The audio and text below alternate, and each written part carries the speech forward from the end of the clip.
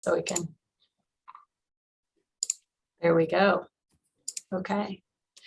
So Hiba, did you want to give a little bit of an introduction about the SIG first before we jump in? Absolutely. First of all, I would like to welcome everybody to this first webinar. This is officially our first public event as a graduate students interest group collaboration. So we're excited about this launch. Thank you again all so much for your interest and for joining this webinar. We hope that you continue to support our events and also maybe support the SIG at some point, which is something I'll talk about a bit later in the webinar. So the graduate students interest group is now part of UNICollaboration's research team or work. We're kind of a subgroup right now, and we're really happy to have Dr. Helm here as our mentor. This is technically, you know, a new group. We've been around officially now for the past 6-7 months. We had our first meeting in IVIC 2021, and we're hoping to have our second meeting also in IVIC this year. We'll let you know.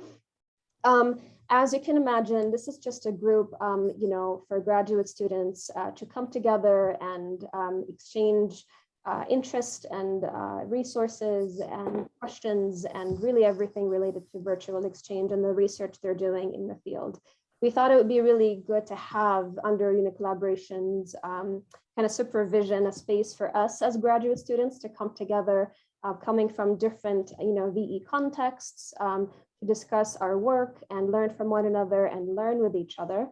So we're really excited about the space, and we really hope to just have you in our future activities. So the webinars is going to be one. We're hoping to hold one webinar every few months, but we're also excited to be launching really soon with our wonderful Adele here, our reading group, which we are hoping to have it as a more of a frequent activity where people come together to discuss a reading related to VE, or, you know, a reading that discusses an issue related to VE. So we will also look forward to seeing you there and discussing, you know, important and key issues that are relevant to our research and our practice as well. And we're hoping also for the reading group to have more VE experts as well. So we might also, you know, casually have some, you know, in a collaboration members, or just, you know, generally VE people joining these reading groups. And, you know, we try to broaden perspectives as much as possible. So we really look forward to that as well.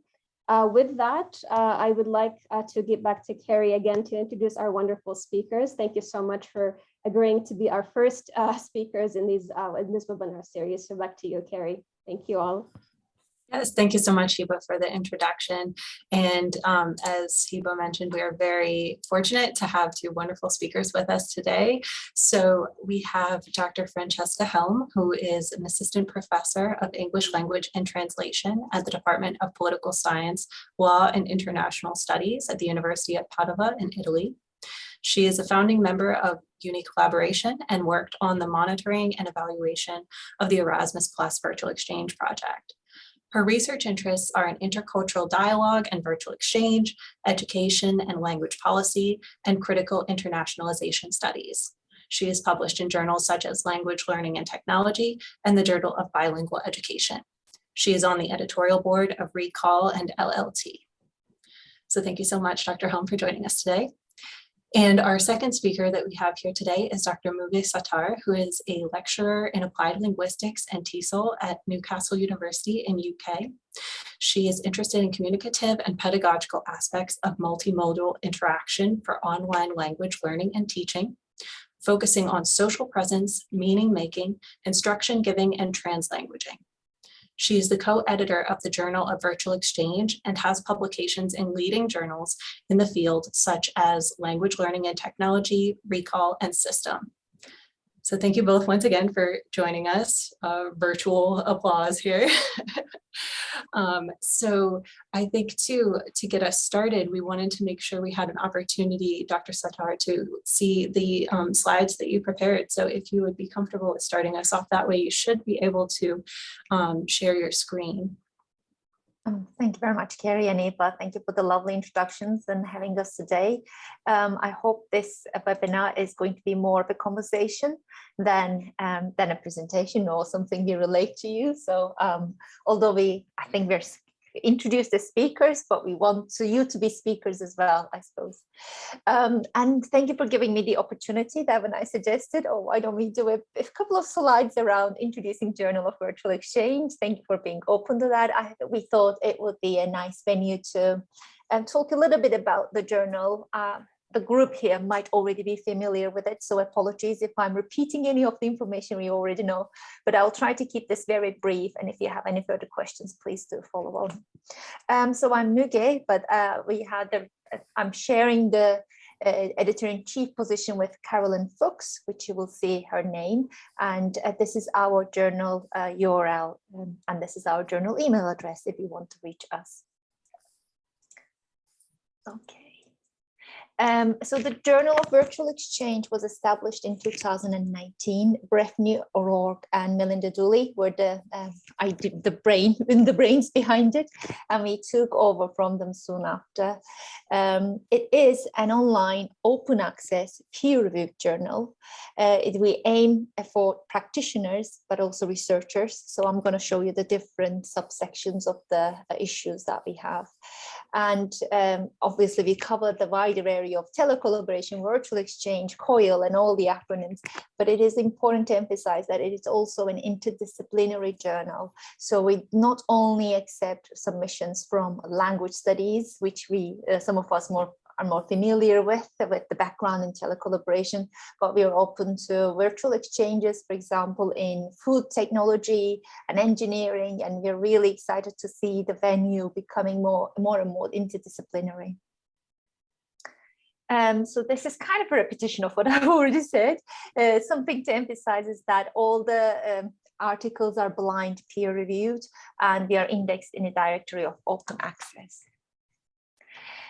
It is the Journal of UNICollaboration, and we're very proud of that. The publication system sits with the University of Groningen Press, and we're grateful to researchpublishing.net as well, who have been supporting us in our copy editing processes.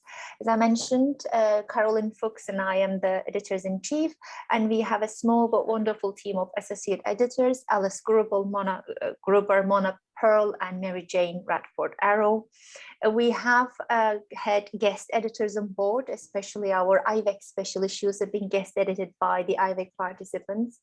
And you can also find the information about the editorial board.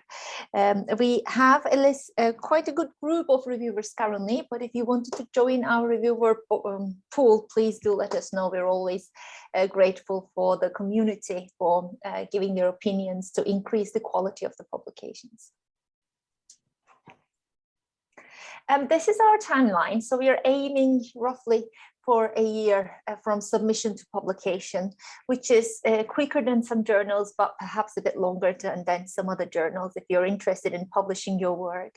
So when you submit your manuscript on our website, Carolyn and I, as editors-in-chief, vet the manuscript for quality, quantity, but also whether it actually addresses virtual exchange. There's still some vagueness around what it involves, and some people consider online seminars as virtual exchange. So that's kind of the base that we we look for to make sure that it does match what we were looking for, and we aim to do that within the first 2 weeks.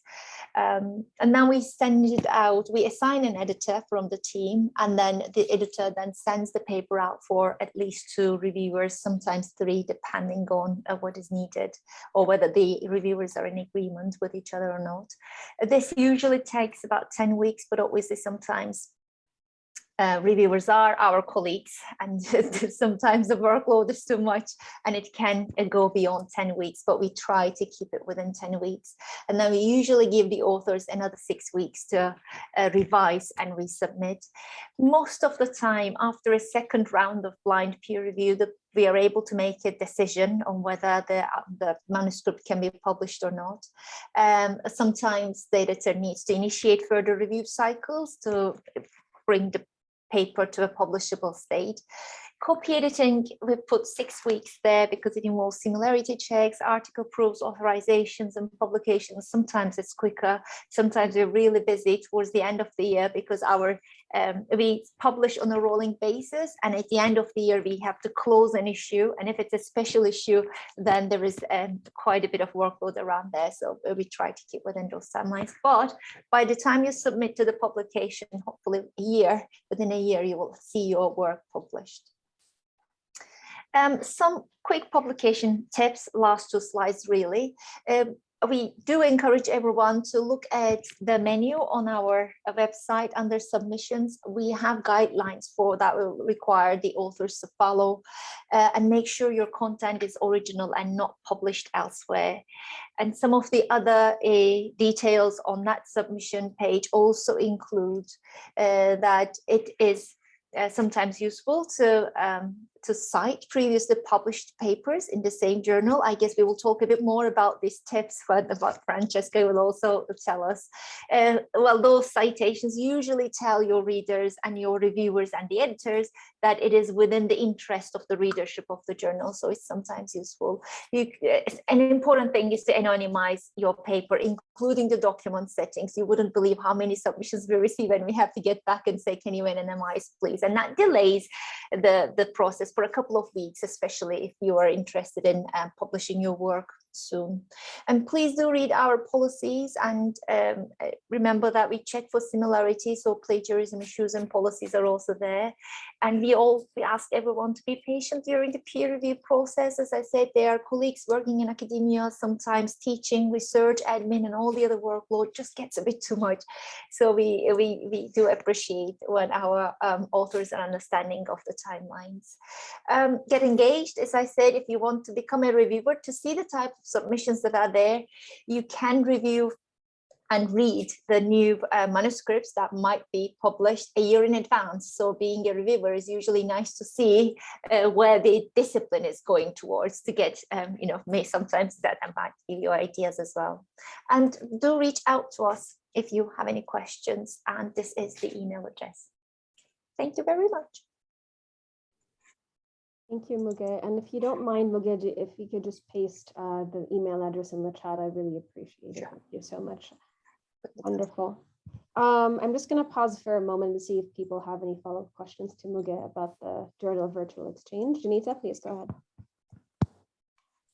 ahead. So this is great, just what I've been needing. Thank you.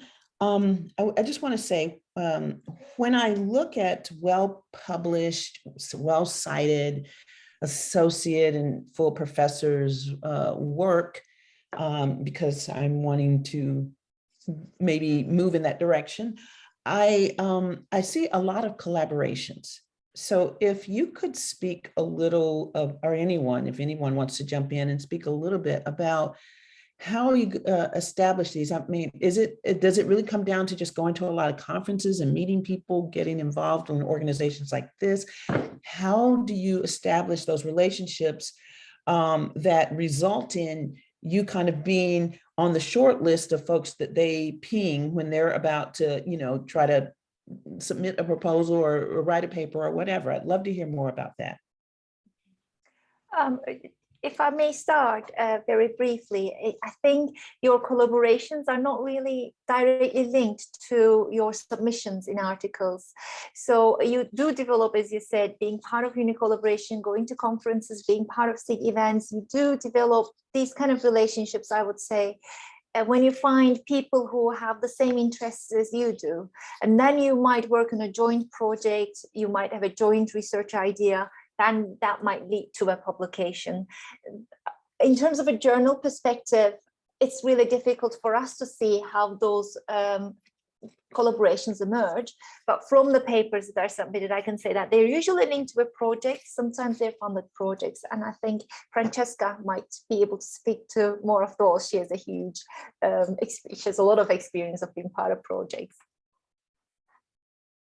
Yeah, I think a lot of collaborations do come from European funded projects. I mean, in terms of UNICollaboration as an organization, we started as the outcome of the intent project, which was one of these EC funded projects. And so when there's a group of you doing a project which is, you know, it's practice and also research, then maybe different members of the group focus on different aspects. You know, maybe some people do the training, other people do exchanges, and then as part of the project, you have to, you know, submit a certain number of articles, and so you inevitably, you know, collaborate on, you know, putting together the kind of research design and the publication.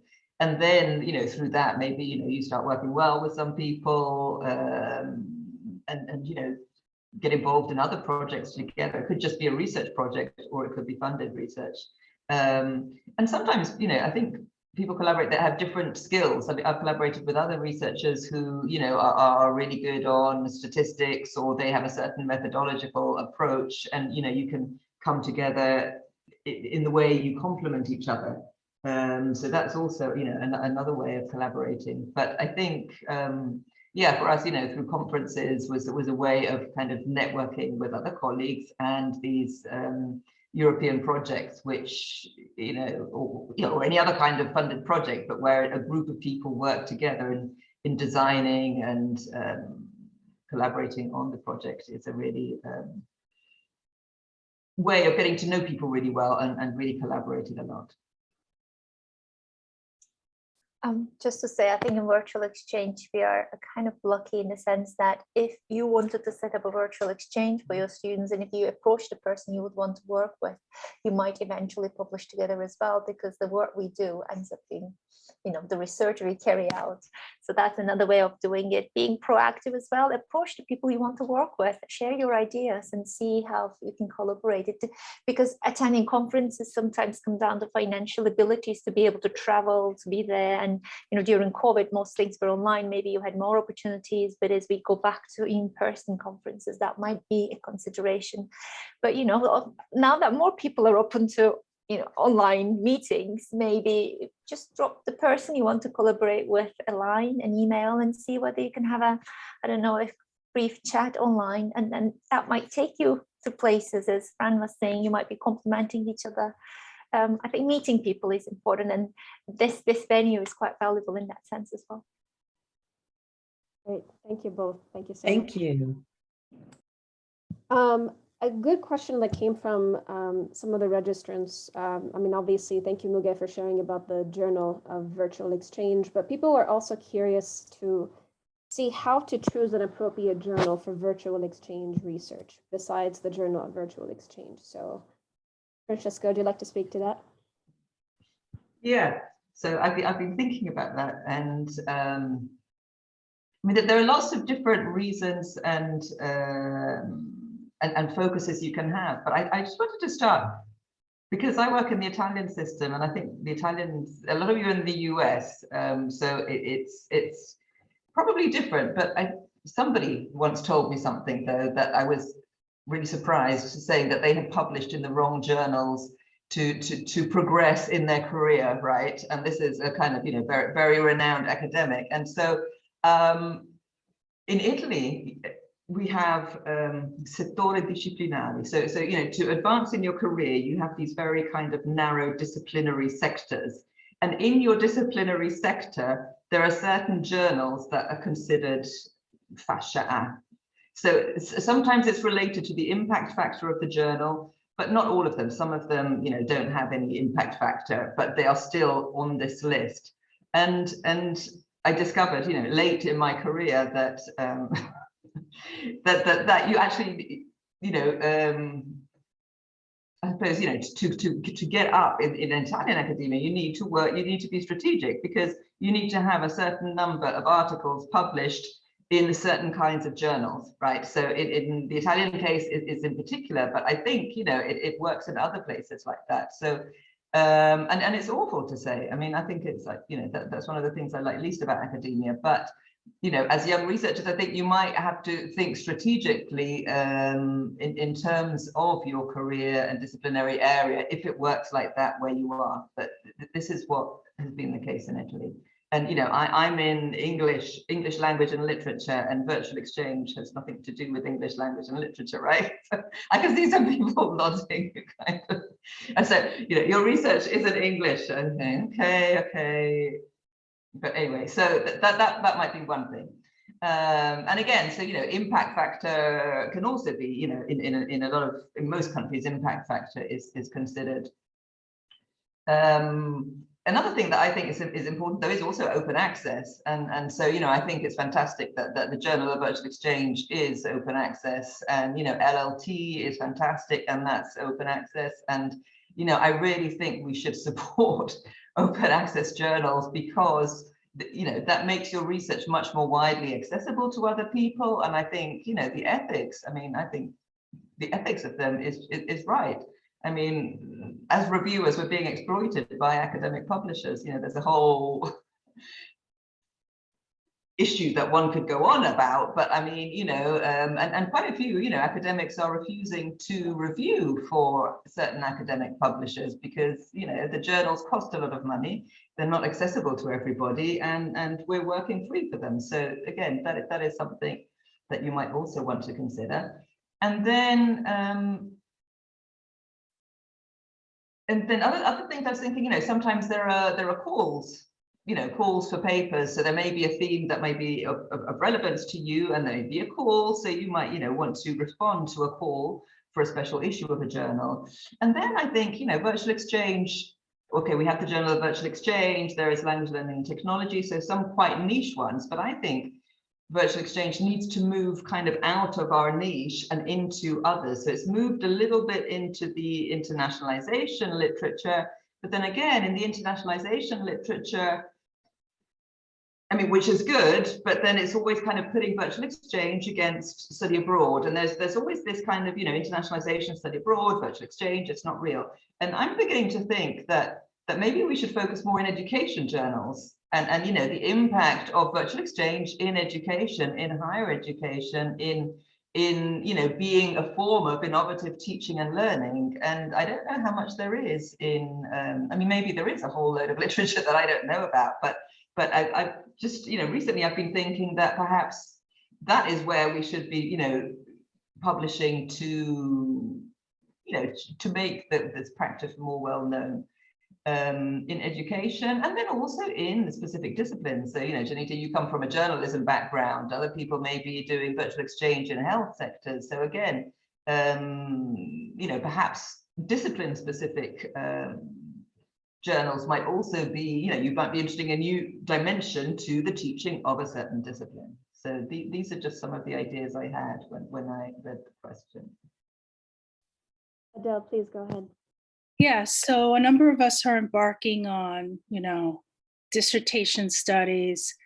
And so my question to you is, do you have any advice, even if we were to, aside from the PhD part, if we wanted to embark in further studying, let's say, assessment or intercultural competence, getting participants isn't very easy on the instructor side and even on the student side. See, Do you have any advice on that? Because I think that's something that all of us are concerned about.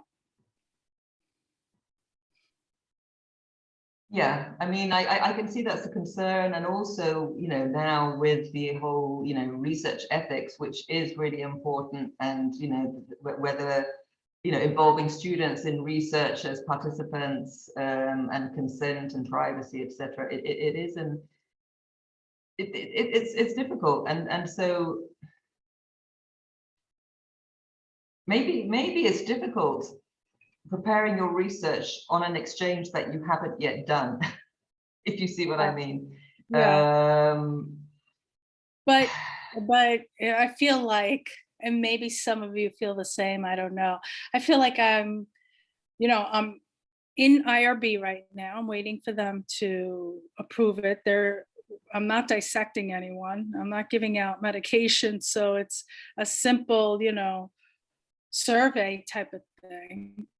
And I can't understand why instructors aren't willing or wouldn't be willing to help in distributing a survey. You know what I mean? So I find that part difficult. Coming up with ideas I have, writing it I can do, submitting it I feel I can do. It's getting the participants to help me get the data. You know what I'm saying? Can I jump in just quickly? I'll shut up. I'm had more of my fair time because I just finished going through that process. And the only thing I will say is it's actually the professors are all very busy and they get the request a lot from graduate students to help them. So just consider that because I realize that. But the real problem is that students also are just not, I mean, there are students trying to get through school. So, even with incentives, which my school approved, $10 Amazon gift cards, and I used fellowship money for that. Luckily, I had fellowship money earmarked for that. But, I would just say that please just keep in mind it's not the professors not being willing to help. It's just the real challenge is just everybody is busy with other things. So I just wanted to, I don't know, maybe I didn't contribute as much as I thought it was, but please know that. I'll shut up. Yeah, no, that's spot on. I think it's just Yeah, you're sometimes right. the number of emails that come into your inbox every day, there is not enough time to actually read them. Sometimes they end up not being given touched. It's not that you don't want to help, but sometimes basically there is only so many hours and you still need to sleep and leave and try to do something. So something I wanted to share in terms of finding participants is it sometimes depends on what methodology you then decide. If you have a survey type of design, if you're trying to reach out to hundreds of people, the real challenge there is actually to get to those people and identify the sample correctly, and then to position your survey in a way that your participants are going to benefit from. It could be, as Janita said, a voucher, but it could be information or knowledge or a training or an event where you can also share your skills with them. It doesn't always have to be financial. Kind of when you're reaching out to participants, I think important thing is to see what they are going to get out of it. How are you going to contribute to your participants' development? Or maybe sometimes the design, it gets redesigned and it becomes a smaller study with more qualitative, in-depth work. So you work with smaller group of people, but you engage with them further and you are able to understand and have different understandings. Of course, it depends on epistemologically where you sit and the kind of research you're interested in. I've been involved in a Stevens initiative funded research, and we did a survey and interviews. But our survey, we wanted to reach out to 1,000 people globally. It's different. We've got partners across the continents. We reached about 300. And that was even people who are well known, with people who are well known in the field. It's just sometimes not easy to get to surveys. Then we did interviews with about 35, 33 people. And that gave us a lot of information that corroborated the survey results, but also told us more about the way we can interpret the survey results. So it's really about balancing out what you really want to get out of your research, whether you can access the participants and whether you will be able to contribute to them. Sometimes when we receive PhD, or when I receive PhD applications, I look at whether it's feasible. The idea is fantastic, but if the student actually is not going to be able to contact those people and reach out to them, then the research is not going to happen. So I think it's part of the design considerations as well that you might want to look at. But yes, surveys are challenging. There are a lot of them around and very difficult to find the time to complete. I had a follow-up question that's kind of related, and I think it kind of started to be answered, but I would love to hear if you have any further recommendations for study design that would make the article more attractive for publication. So, one thing that I had thought of was like a minimum number of participants or other things in terms of the study itself and how it's built. Again, I don't know. I'm a very qualitative person, and so I like the kind of in-depth, small number of students. Again, it depends on the type of study you're doing. If it's very quantitative, then they may want a certain minimum number of participants, but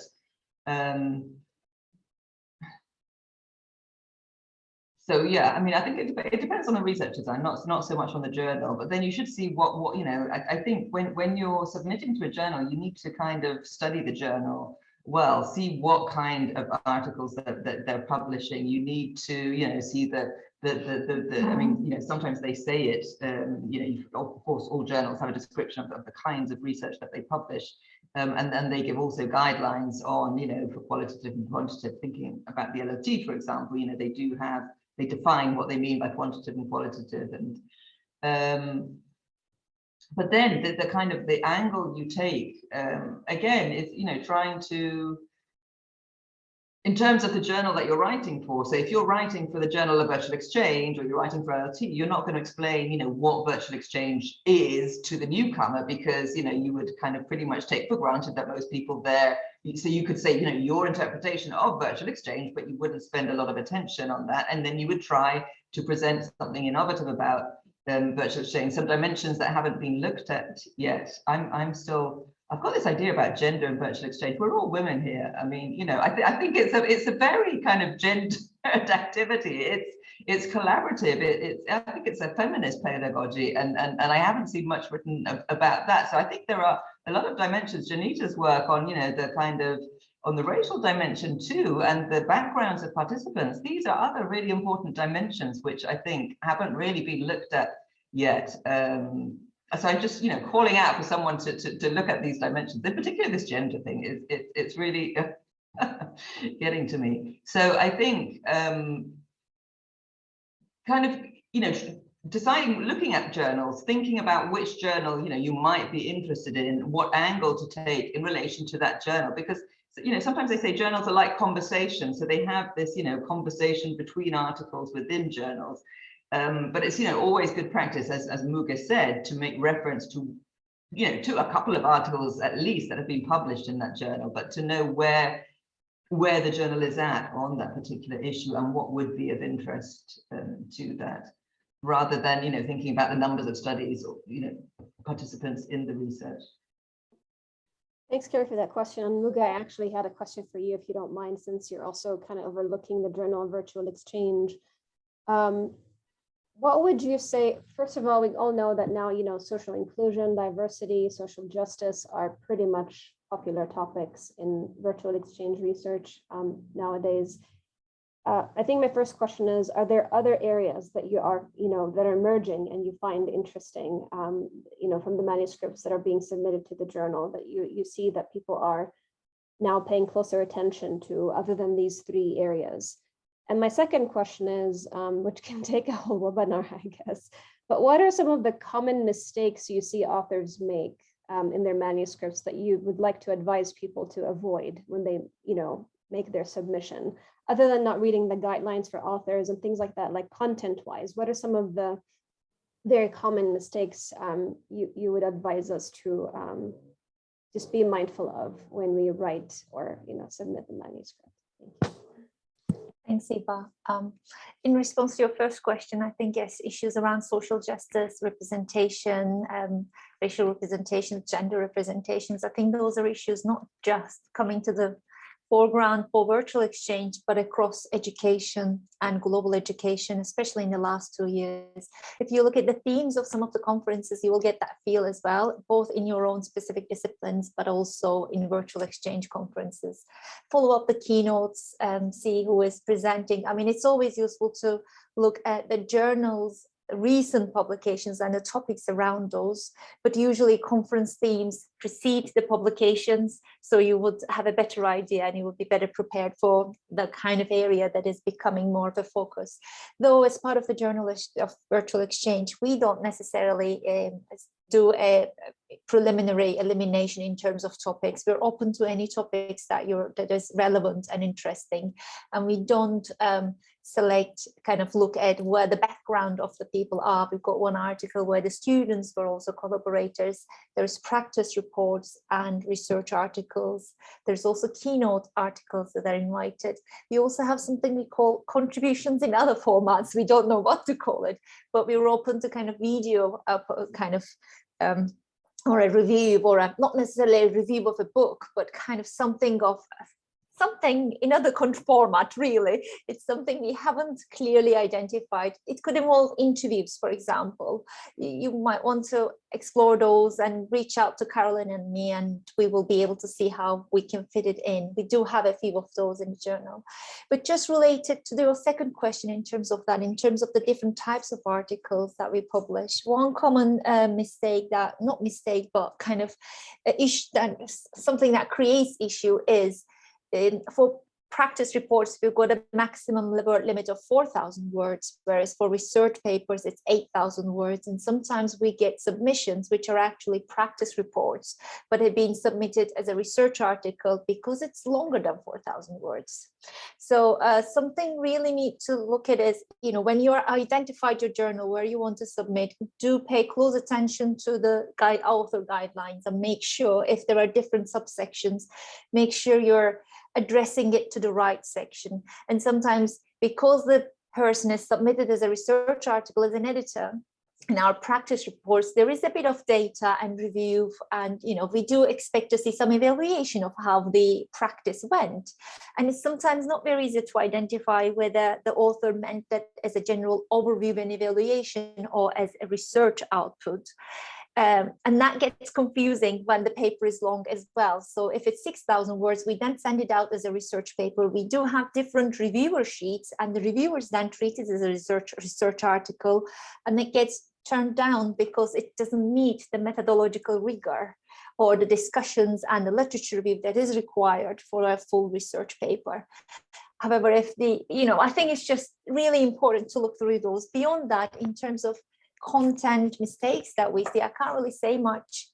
I don't think they're mistakes. I see them as researchers' developmental processes. Not everyone is at the same stage of their research knowledge and the quality of work that they're able to produce. When I look at my own publications, I sometimes think, oh, how did I write that? It's so embarrassing. I would not do that again. And you develop in time, you learn from the reviewers, you learn in your career progression. So I would not call anything as a mistake in content. I would just see that as a path for improvement. And the reviewers will get back to you if there are issues that you need to look at. And then that's why I kind of mentioned sometimes 2 review rounds are enough. Sometimes we need a few more review rounds. We do want to encourage new researchers. They might sometimes need a few more reviews, but sometimes you might be really surprised. Somebody from a very established background can submit some piece of work, which still needs a couple of rounds because it doesn't necessarily fit the journal's kind of recommendations and the outlines and the subsections and the expectations. So I would say do read those submission guidelines very carefully. Francesca, did you want to add to that? No, I was just thinking sometimes, I don't know, one of the issues that I'm having recently, in I suppose this is more specifically for language learning journals, is native speakerism, which, in applied linguistics, that's out the window. It's not, it's no longer really acceptable. But I'm still kind of finding, getting asked to review articles that have something about the native speaker in the title, and that I think there are some assumptions from our that were perfectly acceptable, or that in telecollaboration, there has been a lot about native speakers. I mean, one of the premises is that telecollaboration gives you an opportunity to speak to native speakers, but that's out. It's not a native. We can talk about expert speakers or because so the need to kind of unpick some of the assumptions in the older literature that we're reading that we might base ourselves on. And then another thing I think is kind of like sometimes overgeneralization and too much certainty. I think it's good to have doubts. It's good to raise the problems. It's good to question ourselves and also have a section in our research rather than making kind of grand claims. So I think,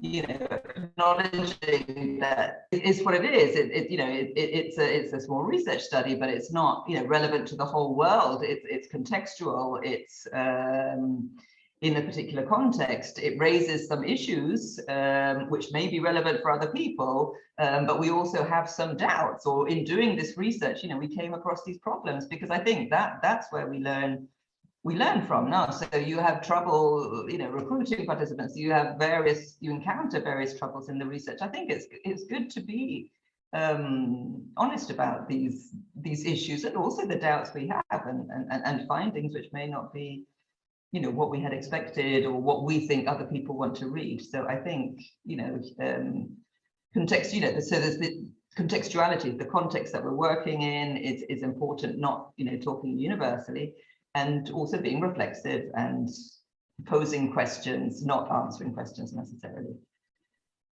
Thanks, Francesca. I just want to say thank you to Carrie, who has to leave us right now. Thank you, Carrie, for your support with this webinar, and I hope to see you soon. Thanks, Carrie. I think this is really crucial, Francesca, especially that with graduate students, imposter syndrome never ends. And these doubts that we talk about and questions are pretty much then part of the process that maybe we need to reflect on. And it's okay not to have answers all the time. And it's okay if problems that you never expected rise in the study, and to talk to them and just put them out there. So thank you for reminding us of that.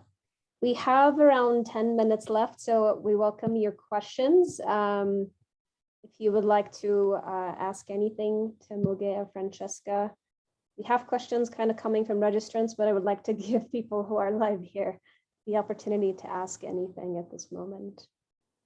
Maybe some of the people who haven't spoken, if we could go around and maybe just encourage everybody to either ask a question or maybe make a comment, would be nice.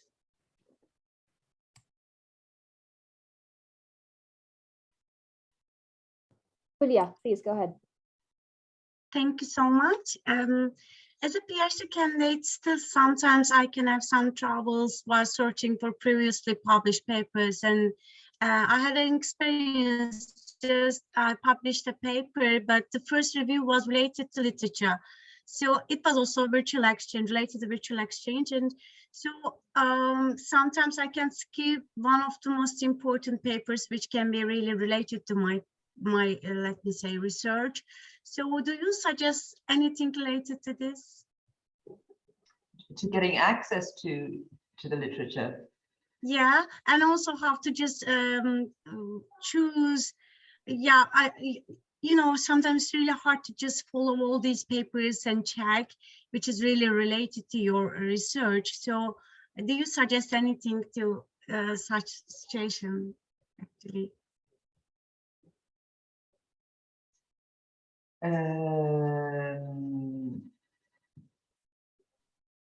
Finding the keywords. I mean, again, you know, looking at, you can look at, you know, who's been referenced, what has been referenced. You can look that there is the Zotero, what's it called? It's a bibliography kind of thing, which we have as a resource on Virtual Exchange.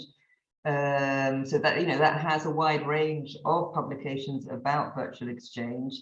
And then, you know, I don't know if the library does tutorials, but on searching the catalogs for relevant articles, and also the bibliographies of articles that you read. I mean, very often now when you're reading an article, finding the references to other articles that seem particularly relevant is a good way to find them. And then if you can't access them through your libraries, I mean, you know, ResearchGate and academia, you can write to the authors of articles, and, you know, sometimes they will send you the article if you don't have access to it through your library. Or libraries can get hold of them, you know, with interlibrary loans sometimes. But I think, yeah. Francesca, I was trying to find the Zotero link on the UNICollaboration website. It should be there, shouldn't it? It was there at one point. I thought it might be useful to share the link if we It's quite a good resource, and I believe everyone has access, but you have to be a member to add new resources there. Again, which I think is okay. Yeah. Meanwhile, we'll take Maline's comment or question. Thanks, Francesca, for posting this in advance.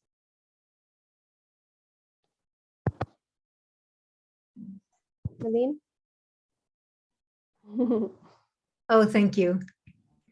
Well, I just wanted to take the opportunity before time is up to thank you.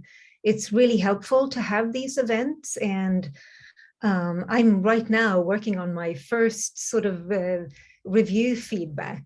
So I should probably take the opportunity to ask here, how close do you stay to the comments? And I find it extremely rich and rewarding to get comments and to see that 2 people have read my manuscript very, very closely, and they're giving me some really insightful comments, I think. But as I understand is the case, usually, of course, they say different things. So how close do you stay with the comments, or can you sort of deny a comment and say, well, thank you for this, but I would rather go in another direction with my revision? Yes? Yeah, that's what I had answered. One of the questions was about one of the most challenging things when publishing, and that I think is when you get different comments from the reviewers, right, which would take you in different directions. And so, I think you're perfectly justified. But what is important is to reply to the reviewers and say why you're not going to do that. So you normally get both reviewers' comments together, so you can, in your letter back to the journal, you can put them all together. You can have all the reviewers' comments, right, and then refer to the different comments. So reply saying, whether you've taken it into consideration, or if you haven't, say you haven't taken it into consideration because this. But I have taken, that other comment into consideration if they're completely conflicting. So I think it's perfectly justifiable not to take on board if you justify it. That's what you would need to do for the. Right, thank you. Yes, that's what I'm doing now. I'm creating a table to sort of sort out the responses so it's visible to all of us as well. And then I'm probably putting way too much work into this since it's my very first time. No, but do know that it's well justified, because then when the editor looks at what you've revised, what the reviewers have said, it's not that you haven't taken them on board. It's about how you engage with the reviewers. And remember, those reviewers are actually your colleagues. So you might bump into them in a conference and they might say, oh, I've actually read that. And it's always important to have your collegial attitude. Sometimes they might be really discouraging, and you might be disappointed when you receive them. Just see that as progress and engage with the comment. Think through, okay, do I agree with this? Is this what I really wanted to do? Did I actually not really express my perspective well? What can I change in the manuscript to show the reviewers and the readers the perspective I'm taking? It's just sometimes not that you're wrong or what have been suggested is not applicable, but it's about, in the first version of the manuscript, maybe your perspective didn't come across as clearly as to the readers that you thought in your mind. It was obviously there. It's not always very easy to articulate our thoughts as clearly as we want them to be. So sometimes both reviewers might say you need to change something, but you might have a very strong feeling and very good justification that you shouldn't do that. And if you're able to explain that, as Francesca said, really well, it's the editors who are going to look at it in the end, and you will have the opportunity in the second round to say, the reviewers might go, oh yes, you're right, we missed that point in your paper, it wasn't highlighted enough, we now actually can see the relevance, and thank you. So you sometimes get those conversations as well. And or perhaps justify it in the article to make it clearer. I mean, if somebody points something out, then the rationale behind it may not be clear in the article. So you may not do what the reviewer said, but you may kind of explain why you're doing a certain thing, perhaps. Right. Yes. Thank you. Thank you. And Zoe, before I head it to you, I just wanted to remind everybody that I just posted the post-webinar survey. It's really short. We would appreciate it if you take a few minutes to take it, especially your suggestions on future webinar talks and topics and speakers. So thank you so much for doing that. Zoe. Thank you. Thank you, all of you today. I'm not a graduate student, but still this is a very, very important session for me, for myself, as I want to start publishing in that area. I come from language and literature as well.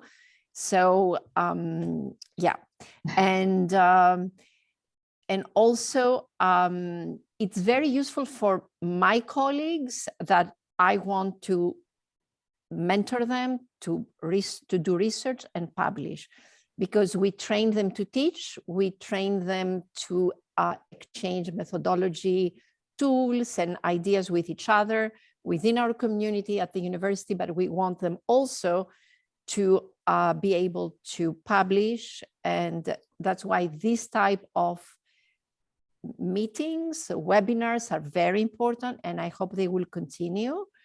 So you'll be able to have more of those. And my last question is, are we keeping the Padlet? Are we can, you know, see who's in the group so we can communicate with each other? Thank you.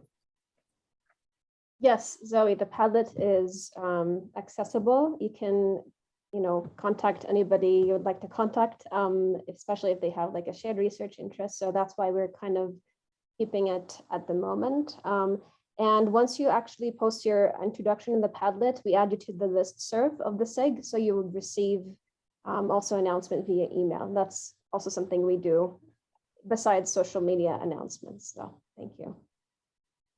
Okay, with that, I really need to wrap this up, but thank you so much everybody for being here. And I believe if you have any other questions, please feel free to email us. I'm sure Müge and Francesca will be happy to answer those once they have the time to do so. And as I shared earlier, please feel free to reach out to us via our email address. Janita, if I just kindly ask you to repost that in the chat, that'll be great. We are actually in need of volunteers in the SIG to keep this running. So if you're interested in supporting our webinars, our reading group, are presenting your research activities, please let us know via email, and we're happy to contact you and talk to you more about this. So thank you all so very much, and we hope to see you in future webinars and other activities. Müge and Francesca, thank you so much for your time, and everybody enjoy the rest of your day. Thank you. Thank you.